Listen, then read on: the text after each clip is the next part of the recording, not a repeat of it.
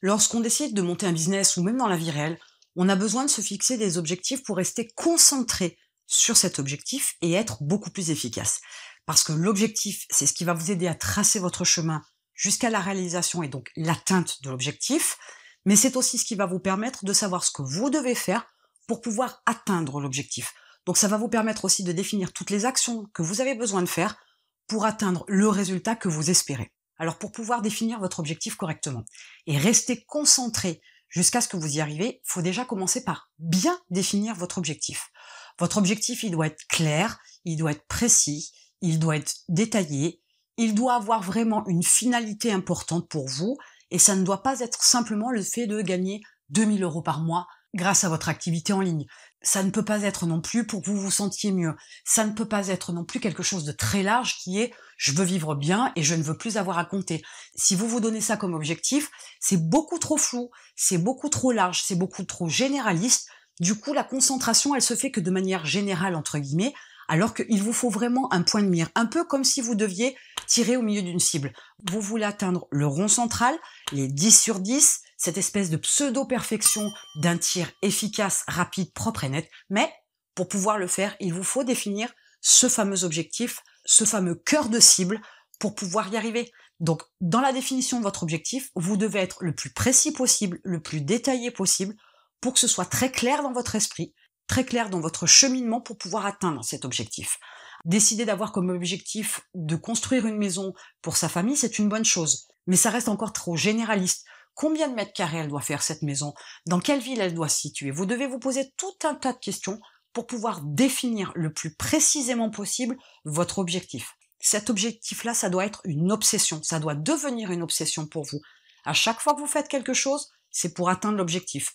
À chaque fois que vous devez faire un choix, c'est pour atteindre l'objectif. À chaque fois que vous devez développer une stratégie, c'est pour atteindre votre objectif.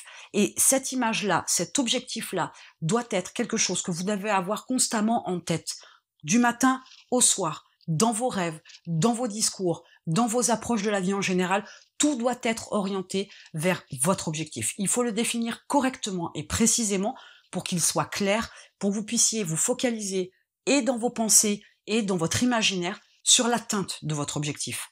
L'objectif, ça peut être un rêve, mais un rêve n'est pas forcément inatteignable.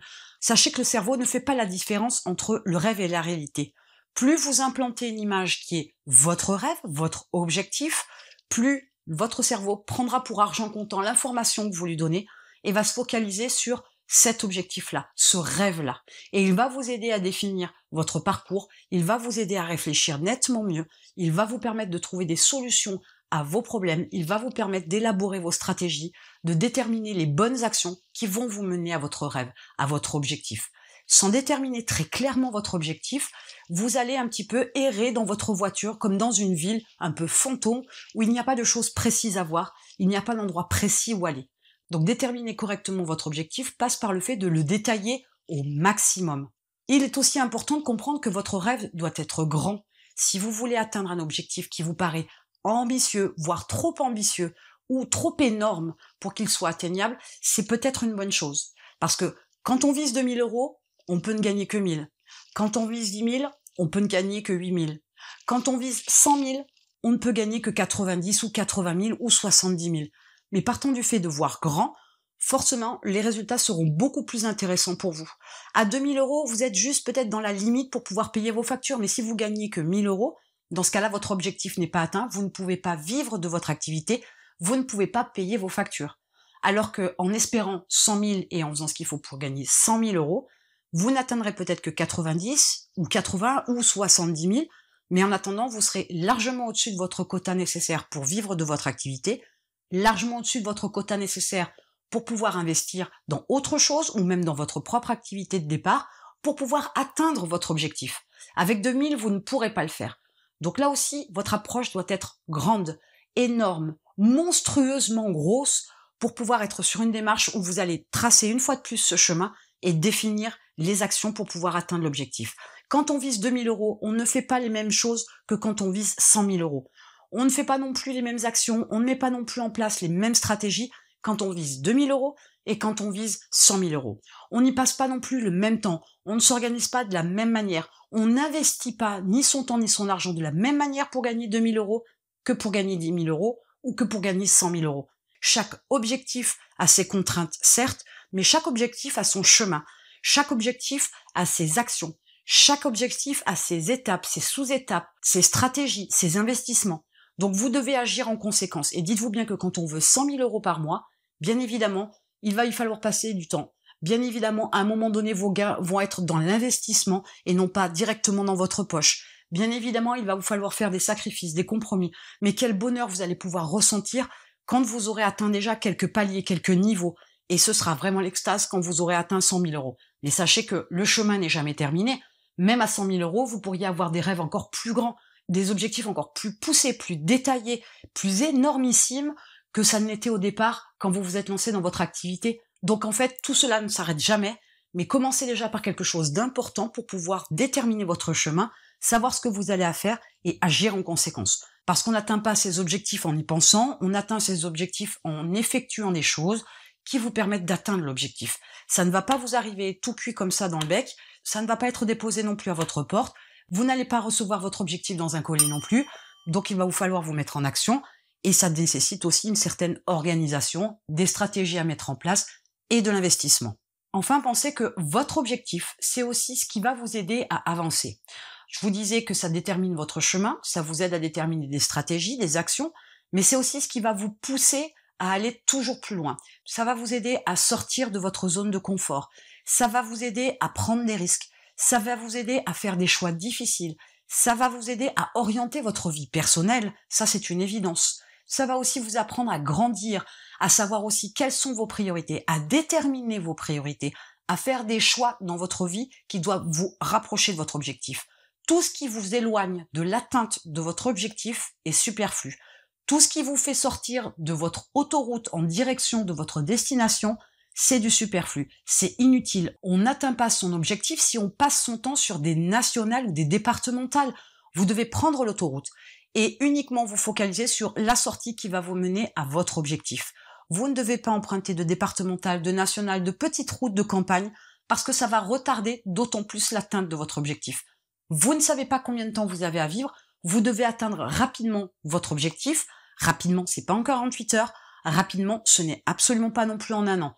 Donc vous devez faire tout ce qu'il faut pour être le plus rapide possible. Ça nécessite de faire des choix, de regarder les choix sous un autre angle pour que ce soit plus facile pour vous lorsque vous faites face à des situations et qu'il vous faut faire un choix difficile. Vous devez toujours penser à votre objectif. Vous devez toujours prendre en considération que chaque choix, chaque action, chaque décision, chaque déplacement, chaque résolution de problème doit forcément n'avoir qu'une seule et unique finalité, atteindre votre objectif, vous rapprocher de l'atteinte de votre objectif. Si vous passez à côté de ça, vous allez ralentir votre progression, ralentir votre développement, ralentir l'atteinte de votre objectif, et vous allez vous rajouter forcément des complexités sur votre chemin. Puisque vous décidez de sortir et de prendre une nationale ou une départementale, à ce moment-là, vous ajoutez des complexités sur votre parcours. Le parcours n'est déjà pas si simple, le parcours est semé d'embûches, le parcours est semé de problèmes, semé de choix, et vous devez toujours chercher à vous simplifier la tâche, jamais à la complexifier. Vous devez toujours chercher à améliorer votre rendement, votre rentabilité, vos produits, votre activité, votre développement personnel, faire des tests, faire de l'automatisation, faire de l'analyse, tout ça dans un seul et unique but, vous améliorer sous tous les angles pour pouvoir atteindre votre objectif. Définir un objectif, ce n'est pas simplement se dire je veux un peu d'argent. Ce n'est pas définir non plus qu'une seule somme d'argent, parce que quelque part, il y a un objectif avec cet argent. C'est pour avoir quelque chose derrière. Alors oui, on ne possède finalement dans la vie jamais rien, puisqu'on n'emporte jamais rien avec soi une fois qu'on décède, mais pour tout objectif que vous vous définissez, si vous définissez une somme d'argent, c'est forcément pour avoir quelque chose, c'est forcément pour construire quelque chose, ou c'est forcément pour laisser une trace sur cette terre de votre passage, par la création d'une école par exemple. Mais comme vous pouvez le voir, ce n'est pas tant l'argent gagné qui va vous intéresser, mais c'est le montant suffisamment important pour vous permettre de créer l'école. Mais l'objectif est bien la création d'une école. Alors bien évidemment, la création d'une école, c'est au sens large, et c'est simplement un exemple, mais c'est ce type d'objectif que vous devez définir. Pas uniquement un montant en argent, Parce que l'argent, finalement, n'est qu'un outil pour avoir quelque chose. Ce n'est pas une finalité en soi. Vouloir être heureux, se sentir bien dans sa vie, être serein, ne plus avoir à compter, certes, mais au final, il y a des possessions, entre guillemets, derrière qui sont sous-entendues. Donc ne focalisez pas uniquement sur un montant financier, mais voyez ce que peut vous apporter ce montant financier. Voyez ce que vous pouvez faire avec ce montant financier. Et c'est là où vous trouverez votre objectif. Donc maintenant, ce que vous devez faire, c'est déterminer au plus détaillé votre objectif pour pouvoir rester concentré sur cet objectif et atteindre votre propre réussite. Et en attendant, je vous retrouve de l'autre côté.